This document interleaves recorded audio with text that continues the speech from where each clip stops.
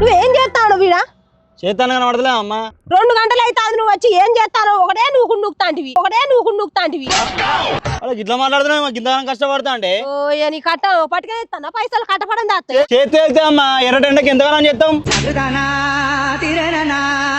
ఇక నేను చేసుకున్నాక నువ్వెందుకు చేసి నీకెందుకు పైసలు ఇచ్చి నేను పెద్ద మాట అన్నాడు సరాడు 2 గంటలు కచ్చలు చూస్తాను ఒకటే నువ్వు ఇలా అయినట్టే ఇంతకు మేము వచ్చినట్టే ఓవా ఏంది కొడతావా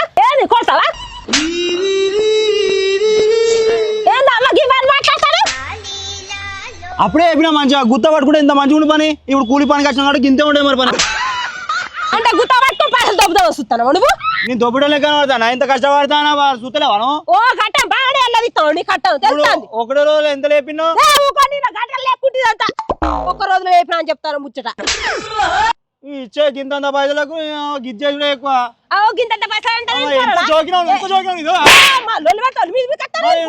పని చేస్తా బాగా డిస్టర్బ్ చేస్తాను